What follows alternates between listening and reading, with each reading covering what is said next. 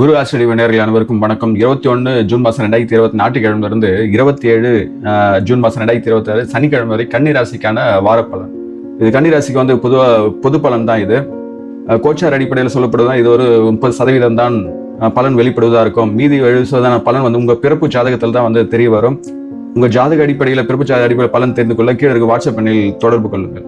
இந்த அடிப்படையில் கன்னிராசிக்கான இந்த வாரத்துக்கான பலன் எது மாதிரி இருக்கும் என்றால், உங்க ராசிநாதன் வந்து உச்ச குருவோட இணைகிறது, சுக்கிரனோட ஜூன் 22 இணைகிறதுனால இந்த வாரத்துல வந்து நல்ல ஒரு எக்ஸ்ட்ராடினரியா இருக்கும். திட்டமிட்டு விஷயங்கள் வந்து செய்து முடிப்பீர்கள்.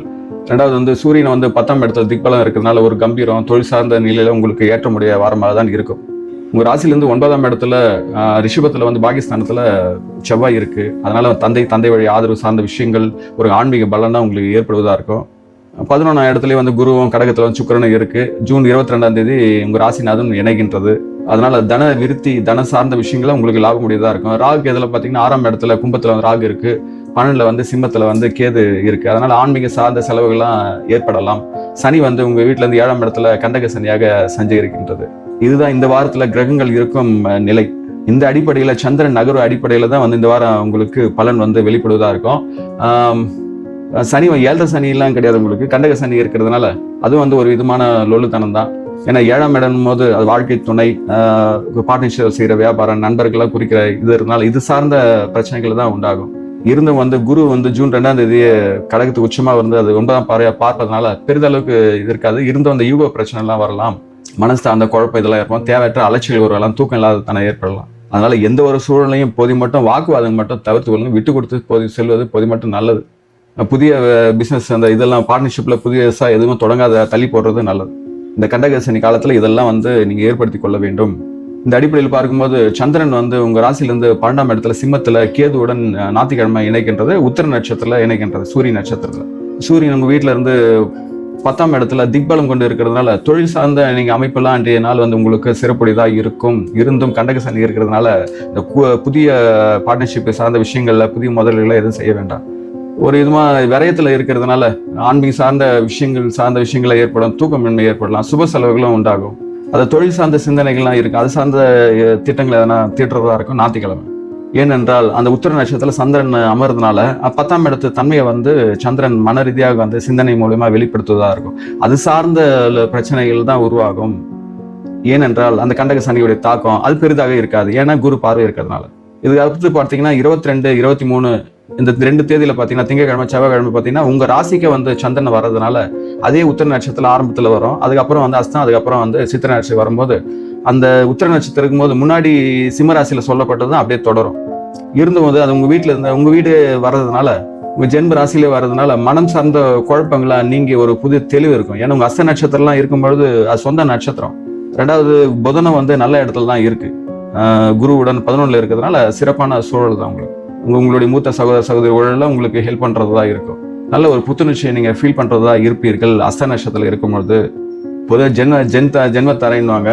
இருந்தும் அந்த ராசி அதிபதி நல்ல சூழல் இருக்கு, வலது பிரச்சனைனால இப்ப குரு பார்வை இருக்கிறதுனால போதி மட்டும் பிரச்சனை இருக்காது என்று நினைக்கின்றேன். இருந்தும் கன்னியை வந்து 7ஆம் பார்வையாக சனி பார்க்குது, அதை மறந்துடாதீங்க. அதனால அபிரிதமான இது இல்லைன்னா கூட அள்ளி உங்களுக்கு கிடைக்கல கூட ஓரளவுக்கு கிள்ளினா கிடைக்கும். இந்த அடிப்படையில பாத்தீங்கன்னா செவ்வாயுடைய நட்சத்திரம் சித்திர நட்சத்திரத்துக்கு போகும்போது வேகம் ஆற்றல் கொண்டு செயல்படுவார்கள். செவ்வாயும் பாத்தீங்கன்னா 9ஆம் ரிஷபத்துல இருக்கிறதுனால அப்போ வந்து கான்ஃபிளிக்ட் உருவாகாம பார்த்து கொள்ளுங்கள். அவன் நட்புக்குள்ளேயும் கணவன் உறவுலையும். ஏன்னா சனி பார்வை இருக்கு, செவ்வாயும் 4ஆம் பார்வையாக வந்து கேது பார்க்குது, சிம்மத்தை பார்க்குது. இது சார்ந்த விரயங்கள் உண்டாகும்.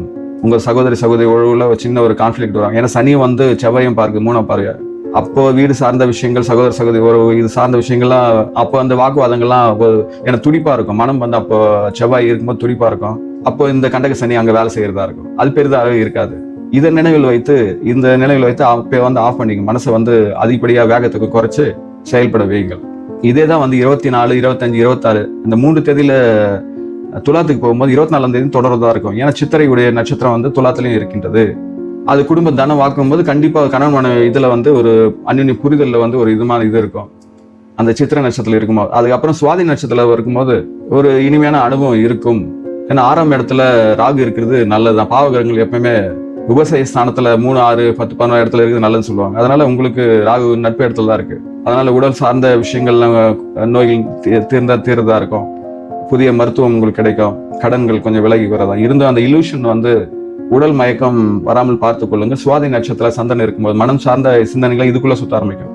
அதுக்கப்புறம் பாத்தீங்கன்னா விசாக நட்சத்திரத்துக்கு சந்திரன் போகும்போது துளாராசியில உணவு சார்ந்த ஈடுபாடு இதெல்லாம் உங்களுக்கு ஏற்படுதா இருக்கும். புதிய ஆன்மீக சிந்தனை, குடும்பத்தில் நல்ல ருசியா வாங்கி ருசியா சாப்பிடணும்னு ஆசைப்படுவீங்க.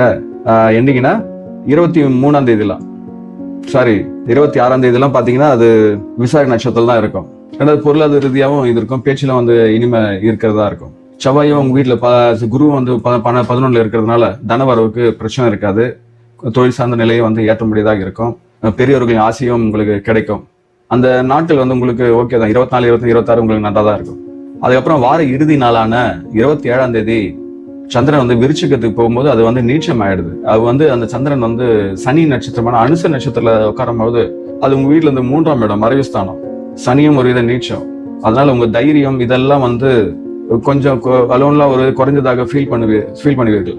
ஏன்னா செவ்வாயும் வந்து 7ஆம் பார்வையாக அந்த சனியை பார்க்கறதுனால மனம் சார்ந்த ஒரு வேகம் இருக்கும். ஆனா செயல்படுத்தல ஒரு குழப்பம் இருக்கும். அந்த குழப்பமும் பெருசா இருக்காது. இது இப்படிதான் போட்டு நம்ம விஷயங்களை சொல்றதா இருக்கு. என்ன குழப்பம் இருக்காதுன்னு பார்த்தா குரு பார்வை 5ஆம் பார்வையை பார்க்குது. அதனால பெருசளவு இருக்காது. ஆனா அங்க ஒரு தோய்வு இருக்கும். என்ன தோய்வு எதனாலன்னா அந்த சனியுடைய நட்சத்திரத்துல அது உட்காந்து இருக்குது. உங்களுக்கு கண்டக சனியா இருக்கு. அதனால வந்து அன்றைய சனிக்கிழமை வார இறுதி நாள் சனிக்கிழமை மட்டும் கொஞ்சம் அமைதியாக கடந்து செல்லுங்கள். ஆலை வழிபாடு தியான யோகம் செய்து கடந்து சொல்ல சிறப்பு. அது அனுஷ நட்சத்திரத்தில் இல்லைன்னா பிரச்சனை இல்லை. அனுஷ நட்சத்திரத்தையே உட்காருது. சனி ஒரு விதமான ஒரு மந்தத்தனத்தை கொடுக்கும். சோறு, உடல் அசதி, சோம்பு, இளைய உறவுல கொஞ்சம் விதமான தயக்கத்தனம் இதெல்லாம் உண்டாக்கும். இருந்தும் வந்து உங்களோட தைரியம் ஆற்றல் எதுலையும் குறையாது. ஏன்னா செவ்வாயும் நல்ல இடத்துல இருக்கு. சூரியனும் வந்து நட்பு வீட்டில் தான் இருக்கு. அதாவது உங்களோட ஆற்றல் வேகம் எல்லாமே இந்த வாரத்துக்கு நல்லா தான் இருக்கும். தொழில் அமைப்புல பார்த்தா அதாவது ஏற்கனவே சொன்ன மாதிரி 10ல சூரியன் இருக்கிறதுனால நல்ல இதுதான். பணியிடத்துல ஒரு பதவி உயர்வு கிடைக்கும். அதிகாரம் உங்களுக்கு கிடைப்பதா இருக்கும். பொறுப்புகளும் தேடி வரும். 6ல வந்து ராகு இருக்கிறதுனால மறைமுக எதிரிலாம் வந்து காணாமல் போவார்கள். உச்சகுரு வந்து உங்க 3ஆம் வீட்டை பார்க்க உங்க தைரியத்துக்கும் ஒரு புதிய நம்பிக்கை ஏற்படும். அதாவது கண்டக சனியினால ஒரு சின்ன நெருக்கடிகள்லாம் இருந்தாலும் குடும்ப வாழ்க்கை வந்து பெரிதாக பாதிக்கப்படாது. ஏன்னா குரு பார்வையும் இருக்கிறதுனால மட்டும் பிரச்சனை பெருசா இருக்காது. செவ்வாயும் 9ல இருக்கிறதுனால தந்தையுடைய ஆரோக்கியத்துல மட்டும் கொஞ்சம் கவனம் எடுத்துக்கொள்ளுங்கள். அவர் வழியில சார்ந்த அறிவுரை, ஆலோசனை, பொருள் சார்ந்த இதெல்லாம் உங்களுக்கு கிடைப்பதாக இருக்கும். கண்டக சனி பார்த்து பெரிதா நீங்க பயப்படாதீங்க. ஏன்னா 10ஆம் இடத்துல சூரியனும் 11ல வந்து உச்சகுருவும் இருக்கு. 9ல வந்து செவ்வாய் இருக்குனால இது வந்து அதை வந்து பேலன்ஸ் பண்ணிடும். கண்டக சனியும் குரு பார்க்கறதுனால பெருசா பாதிப்படாது. நீங்க எங்க கவனமா இருக்குன்னா குடும்ப சார்ந்த விஷயங்களை, கணவன் மனைவி உறவு, பார்ட்னர்ஷிப் சேர்ந்த புதிய முதலீடுகள், நட்புகளை ஏற்பட்ட கருத்து இதெல்லாம் விவாதங்கள் இதெல்லாம் மட்டும்தான் நீங்க குறைத்துக் கொள்ள வேண்டும். ஆரோக்கியமான உணவுகள், போதிய தூக்கம் இதுதான் நீங்க இந்த வாரத்துல நீங்க கவனித்துக் கொள்ள வேண்டியதா இருக்கும். இந்த அடிப்படையில் பாத்தீங்கன்னா கன்னிராசிக்கு 3 நட்சத்திரம் இருக்கு. உத்திரம், அஸ்தம், சித்திரை.